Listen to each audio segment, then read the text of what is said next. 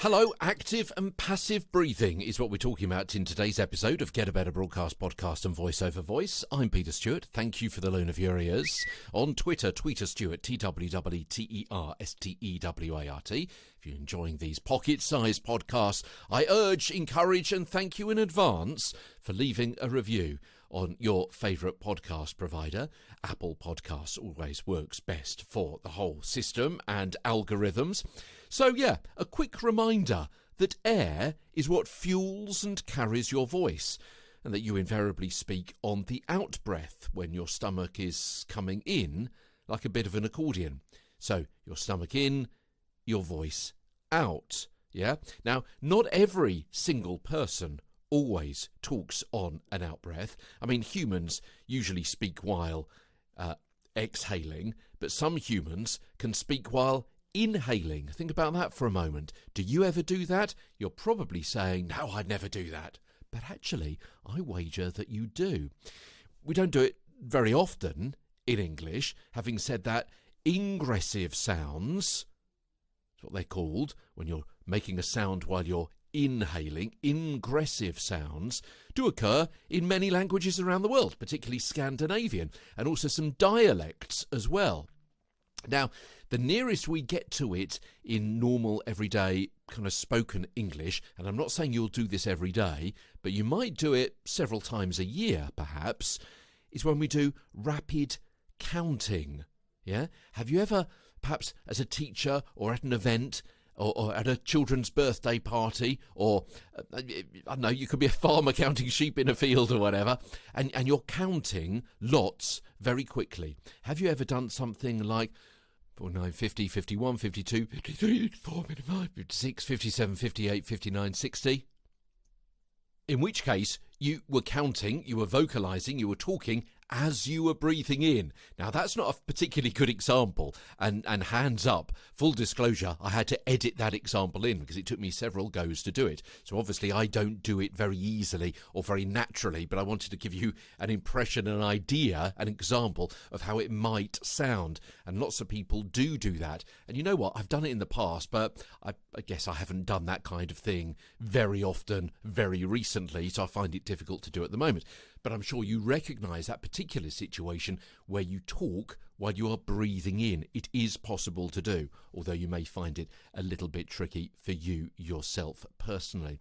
Also, there's another example of when people talk while they are breathing in, or rather, they make a sound. What about when you're really surprised? And that I did naturally. Yeah, that short, sharp intake of breath which you vocalise, that kind of gasping sound. And there's another time you do it as well. You're walking down the road and you see something which, I don't know, someone walks into a lamppost. Let's put it that way. I was going to use another rather more horrific example. Someone walks into a lamppost. Yeah, you make that inward hiss sound. Not quite vocalising, you're more kind of giving a sound to an intake of breath rather than making a word or a kind of a word sound as we might normally recognise. But it's that kind of sound. So 3 examples of where people make sounds as they breathe in. Okay, that was by way of a little bit of a sidebar. We remember talking about how air is what fuels and carries your voice. You usually speak on the out-breath. Your stomach is coming in, a bit like an accordion. Breathe through your nose where you can. Don't sniff, obviously, but breathing in through your nose warms and filters the air. Although, obviously, when talking, you normally take short, soundless snatches instead, like that. And you keep topping up your air supply as you talk, rather than speaking until you've used every last drop of air. And then you get to the end of a sentence and you could be struggling like this to get out every idea, every thought, every word, and you're struggling to support that with air. So normally we don't do that, obviously. We keep topping up the air supply as we talk, like a waiter in a top restaurant keeps topping up your wine. I like that analogy. So, what is passive breathing? What is active breathing? Passive breathing is what you do naturally, when still, when you're passive, when you're not doing anything. Yeah, when you're sitting watching the TV, when you're sitting working at your laptop, that kind of thing.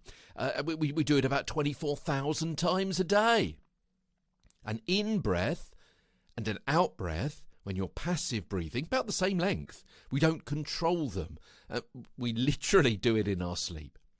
Active breathing is sometimes called controlled breathing. It is more controlled. That's exactly what it is. And we do it when we're talking. So the in-breath is shorter. It's that snatch of breath.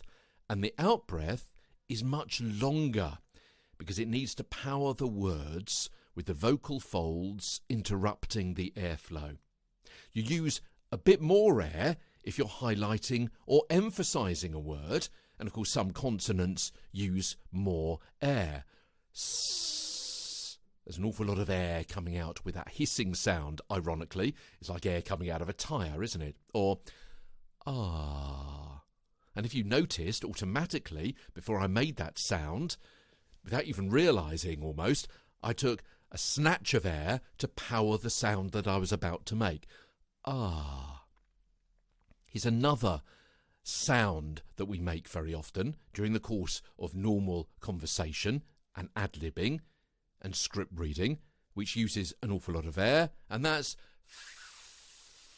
it's the F sound. So the S, the R, and the F use an awful lot of air to make those sounds. And other consonants, like B and T, don't actually use much air themselves initially. What they do is interrupt the flow of air for a split second.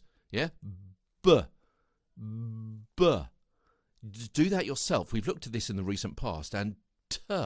You're building up a bit of air pressure behind your lips before you make the B sound. So it's not actually using air initially, but it is still using quite a bit of air to make the eventual sound. So we've got to be really adaptable in our breathing system to make the sounds which make each individual word, and each word into a sentence, a phrase, a paragraph, a story, and so on. Yeah? So that's what we're going to be looking at tomorrow, how we can be really adaptable in our breathing system. So tomorrow, breath support and breath control as Get a Better Broadcast Podcast and Voice Over Voice continues. From London, I'm Peter Stewart.